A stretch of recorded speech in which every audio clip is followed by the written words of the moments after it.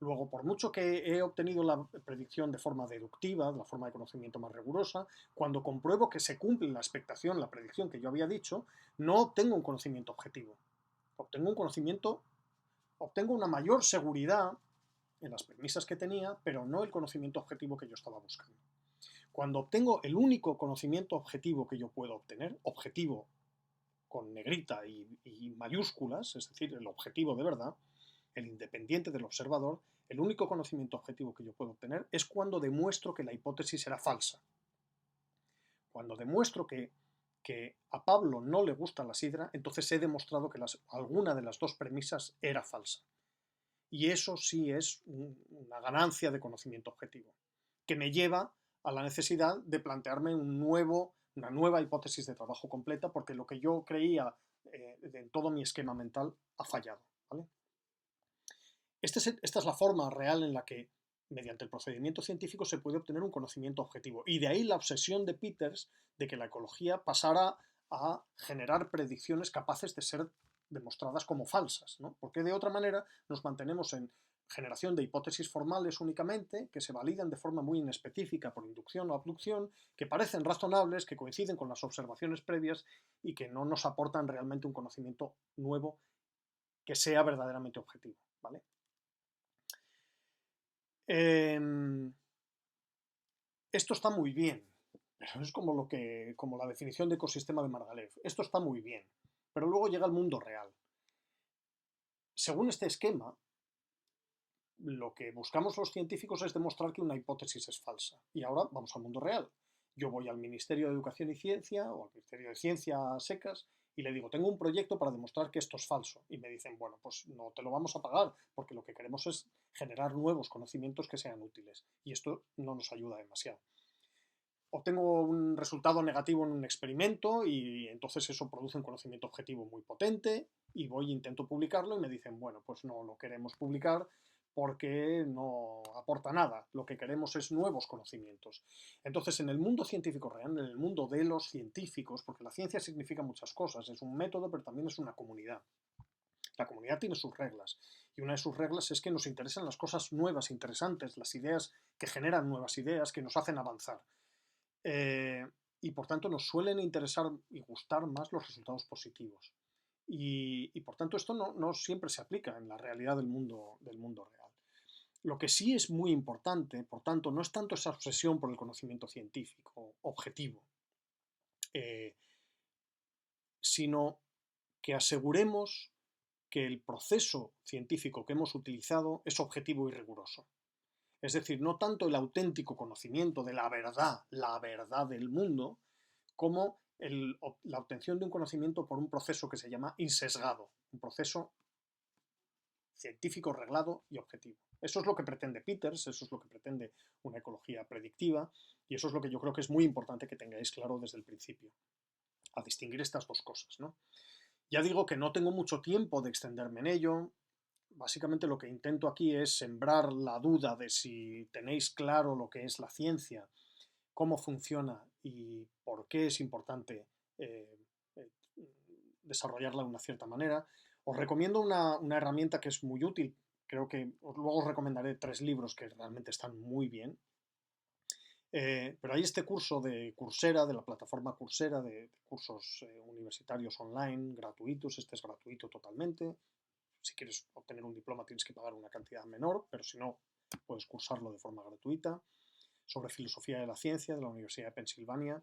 Está realmente bien. Yo no lo he seguido completo, pero está muy bien. Tiene vídeos, recursos escritos, links a otras páginas como estas dos, un ensayo sobre eh, la historia de las hipótesis o sobre la defensa de la verdad en ciencia. Son fuentes muy valiosas de información que de verdad que os recomiendo. A lo mejor ahora no tenéis tiempo, pero en otro momento, cuando podáis, es bueno que buceéis en filosofía de la ciencia y que intentéis comprender cómo funciona, ¿no? La otra razón por la que es muy difícil estar jugando en esa liga de la obtención del conocimiento objetivo, más allá de lo que digan nuestros colegas o si me dan dinero para ello o no, es la dificultad real para desarrollar un proceso científico insesgado dado como es el progreso de la ciencia, que tampoco es como dicen los libros de texto naif, un progreso continuo hacia el conocimiento de la verdad de la naturaleza, sino que es más bien un proceso que se produce en escaleras muchas veces, en las que está descrito por Thomas Kuhn, un filósofo de la ciencia en los años 70, me parece que es su libro, La estructura de las revoluciones científicas, en las que describe cómo en un campo de conocimiento de la ciencia nos movemos dentro de lo que él llamaba paradigma. El paradigma es el conjunto de hipótesis, teorías, formas de observar la naturaleza, cosas que creemos y que compartimos todos los científicos de un campo, todos los oceanógrafos, por ejemplo. Creemos que la estructura de tamaños del plancton determina el metabolismo neto. Y como lo creemos, pues miramos el mundo de esa manera, tendemos a prestar atención a la estructura de tamaños, la relacionamos siempre con las mismas cosas, a todos nos da lo mismo y estamos muy contentos porque todos aportamos nuevas evidencias de que esto es verdad. Y durante años los paradigmas se mantienen estables, la gente no se plantea otras cosas. Y muchas veces lo que ocurre es que no miramos más allá, estamos mirando el mundo de una cierta manera, nos planteamos siempre las mismas hipótesis y de repente el paradigma empieza a no funcionar exactamente bien.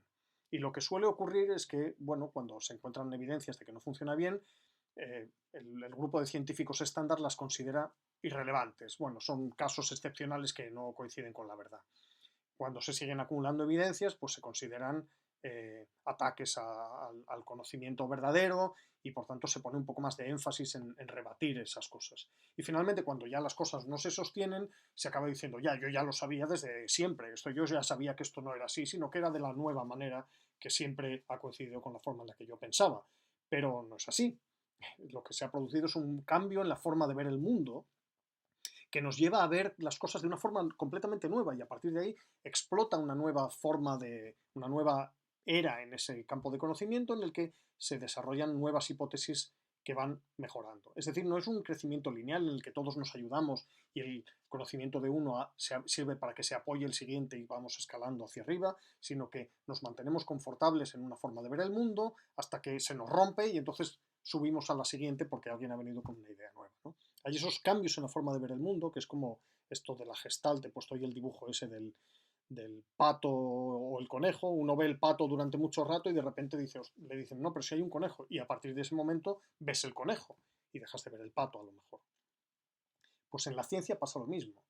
Y por tanto es muy difícil incluso este objetivo de obtener un conocimiento por un proceso sesgado, porque el proceso está sesgado directamente por la forma en la que yo veo el mundo, ¿no?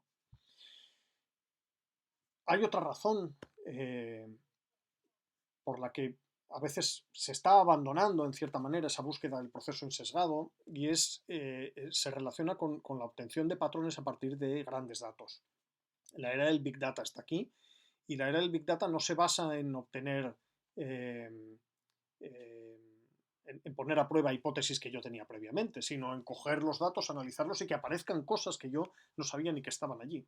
Y por tanto es un avance en el conocimiento que funciona de una forma un poco ciega, ¿no? Y que va asociado también a una capacidad de modelización. En ciencia cada vez más se utilizan modelos predictivos cuyo valor real es un valor de representación de la realidad, no de avance de conocimiento, sino de modelización, representación y capacidad predictiva. Y que tienen un valor muy grande, pero que no coinciden con este paradigma de obtención del conocimiento puramente objetivo. Bueno, lo último que os dejaba aquí, y esta es una lectura entretenida, es relativamente breve, es de la revista Aeon, es una revista online, luego la podéis leer en cualquier caso.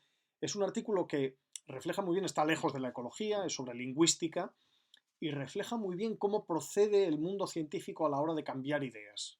Y es interesante, no sé si es verdad del todo porque está lejos de mi campo, pero cuenta la historia de un hombre que ha estudiado la lengua de un grupo étnico del Amazonas que rebate definitivamente una hipótesis fundamental y muy asentada entre la comunidad de lingüistas internacionales sobre cómo se genera el lenguaje en el ser humano. Y la rebate de forma objetiva, tal como hemos dicho que debe funcionar la ciencia, y explica las penurias que pasa para intentar conseguir que el paradigma de la hipótesis prevaleciente sea cambiado, a pesar de que la ciencia dice que un mero caso negativo es suficiente para invalidar una premisa si es que el caso negativo se ha derivado de forma deductiva, como es el caso, ¿no? Bueno, un ejemplo interesante y reciente y bonito. Para que me creáis, bueno, no sé si me creáis, pero por traer alguna evidencia de que lo que yo digo sobre que la ciencia no es objetiva y que eh, siempre incluimos en nuestra forma de pensar, por muy mucho que lo intentemos, en el proceso científico que debería ser insesgado, siempre incluimos otros aspectos que no deberían estar ahí, que condicionan la forma en la que vemos el mundo. Hay un debate ahora en física, y lo traigo un artículo publicado en Nature en 2018, o sea, relativamente reciente, o este trabajo en ION, sobre el artículo, el título del artículo en Nature es bastante revelador. Dice, cómo la creencia en la belleza ha generado una crisis en la física. La creencia en la belleza, algo que no debería tener cabida en ese esquema de cómo procede la lógica del pensamiento científico, y sin embargo estamos hablando de una de las ciencias más rigurosas, más objetivas, y en las que resulta que la creencia en la belleza, la creencia, es que son dos palabras demoledoras, escritas en Nature, la creencia en la belleza ha desencadenado una crisis en la física. Bueno, una lectura, dos lecturas también bastante interesantes. Y por último, un resumen de esta idea de que no tanto debemos buscar el conocimiento objetivo como los métodos rigurosos de validación de nuestras hipótesis. Es esta cita de Stephen Jay Gould, un biólogo, bueno, un paleontólogo, creador de algunas hipótesis evolutivas muy interesantes, un enorme divulgador científico, una persona cuyos libros os recomiendo enormemente. Para mí, cuando estudiaba era un descubrimiento leer los libros de Stephen Gould en temas de evolución, y no solo. Y decía, la objetividad no puede ser igualada con el vacío mental, con la limpieza, con la blancura mental. Más bien la objetividad reside en reconocer tus propias preferencias y entonces someterlas a un escrutinio particularmente duro. Es decir, no pretendas la aplicación de un método que sea absolutamente riguroso para obtener ese conocimiento, pero sí busca un método insesgado, un método seguro, pon a prueba de forma muy rigurosa tus hipótesis, por subjetivas que hayan sido en su creación, ¿no? Y por supuesto también en el deseo o en la disposición a abandonarlas o a revisarlas cuando tus teorías se demuestren falsas, cosa que habitualmente ocurre, él mismo lo dice.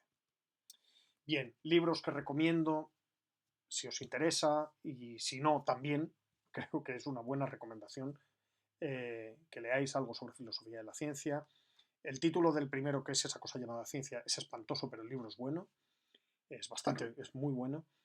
El libro este que dice Philosophy of Science, una introducción muy corta, es literalmente una introducción cortísima, es un librito pequeñito, de bolsillo muy pequeño, que sintetiza muchas cosas muy interesantes, y la crítica para ecología de Peters, de la que ya he hablado.